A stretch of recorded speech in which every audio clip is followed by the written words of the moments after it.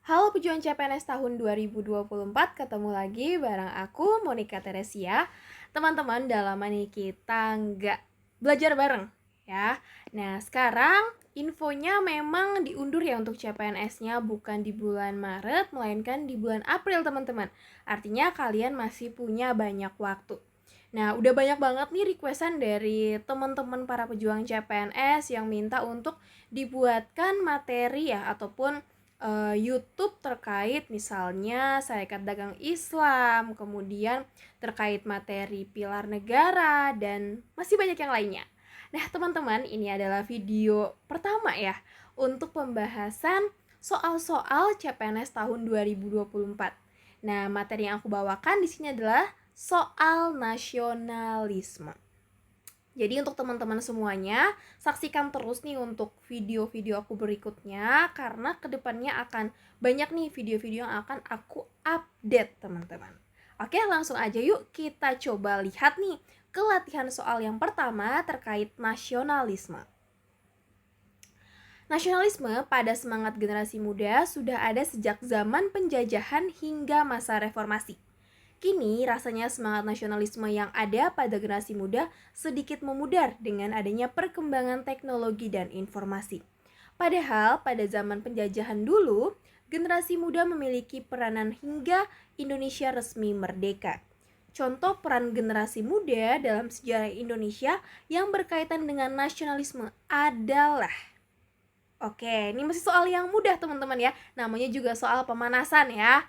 Oke, kira-kira teman-teman, peran generasi muda dalam sejarah Indonesia yang berkaitan dengan nasionalisme, yang mana teman-teman? Oke, jelas jawabannya adalah yang D ya. Sumpah Pemuda tahun 1928 yang menjadi semangat persatuan dan kesatuan bangsa Indonesia. Ya, dalam nasionalisme teman-teman kita mengenal ada beberapa fase ya. Yang pertama itu adalah fase ketika kebangkitan nasional. Oke, tahun berapa kebangkitan nasional? 1908 ya, ini Hari Kebangkitan Nasional. Hingga sampai saat ini teman-teman kita peringati ya. Nah, di tahun 1908 ini berkaitan ya, ataupun memang erat kaitannya dengan lahirnya Budi Utomo. Oke, ini juga mempunyai sejarah panjang teman-teman.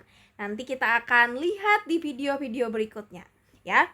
Oke, Sumpah Pemuda pada tahun 1928 adalah bukti kuat adanya peran generasi muda dalam sejarah Indonesia. Oke, jadi setelah tahun 1908 ini ya, ada fase berikutnya yaitu di tahun 1928 di mana ditandai dengan adanya Sumpah Pemuda. Oke, kita lanjut ke soal berikutnya. Era globalisasi saat ini banyak sekali hal yang bisa didapat dalam hitungan detik. Berbagai kebudayaan, gaya hidup, mode berpakaian, hingga bahasa dapat dilihat semua orang tanpa adanya batasan umur.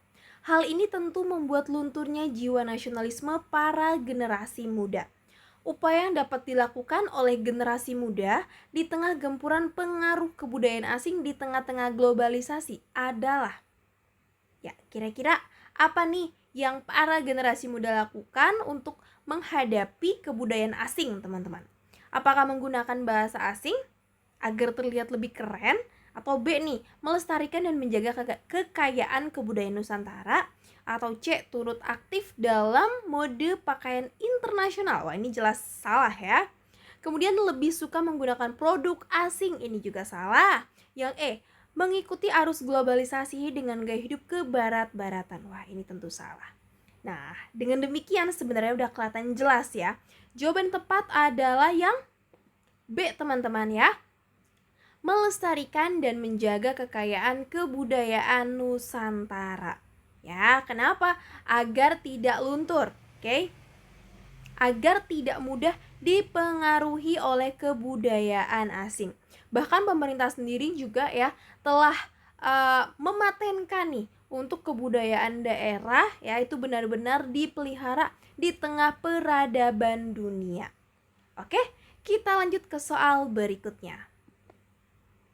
Nasionalisme yang ada di Indonesia seringkali terbentur oleh beberapa paham yang menjamur dengan menganggap daerah atau suku atau kepercayaan atau bangsa sendiri adalah yang paling baik atau benar dibanding yang lainnya. Berikut ini adalah paham yang harus dihindari dalam menumbuhkan semangat nasionalisme, kecuali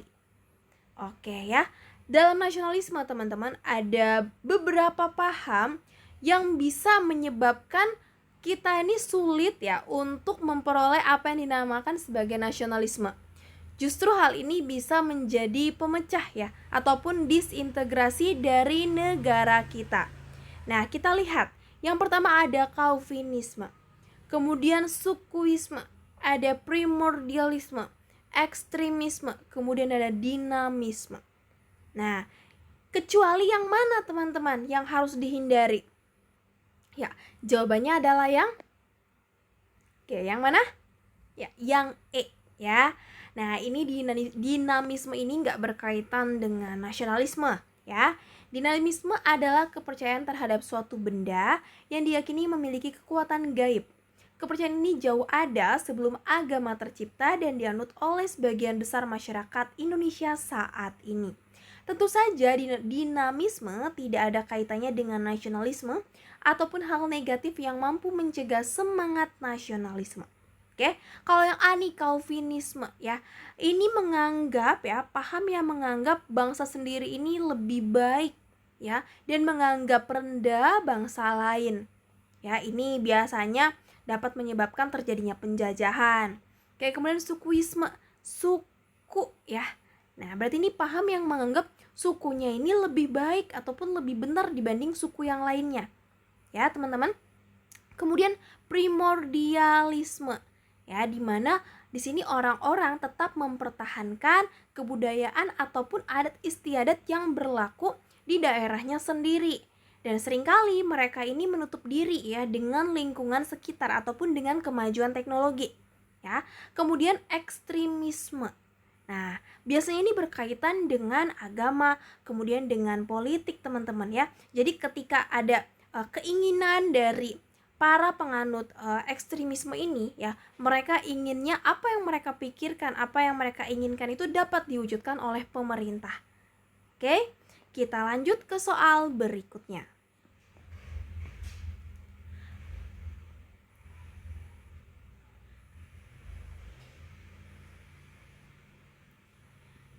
Nasionalisme memiliki ikatan emosional antar sesama warga negaranya.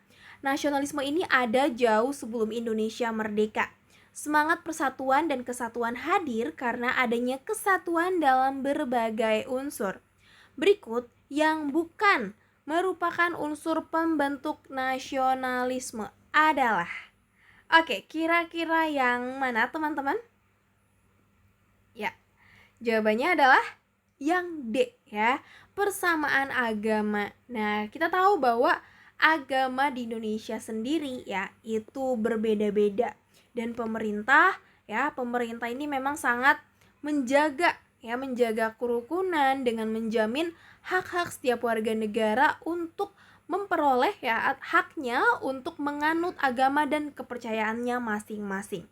Nah di sini menurut Notodegoro teman-teman, semangat nasionalisme terbentuk karena adanya persamaan kesatuan sejarah, kemudian persamaan nasib yang sama, kesatuan dalam berbudaya, kesatuan wilayah yang sama, dan kesamaan cita-cita bangsa. Kita tahu teman-teman bahwa kita berasal dari sejarah yang sama Dulunya kita sama-sama dijajah, memiliki nasib yang sama. Kemudian dengan adanya berbagai budaya di Indonesia, di mana masyarakat kita ini merupakan masyarakat yang multikultural, kemudian kita sama-sama bersatu dalam bingkai Bhinneka Tunggal Ika. Dan selanjutnya juga kita memiliki wilayah yang sama, kemudian kesamaan cita-cita bangsa, merdeka, adil, berdaulat, adil, dan makmur. Kita lanjut ke soal berikutnya. Salah satu paham yang menghambat nasionalisme di Indonesia adalah sukuisme.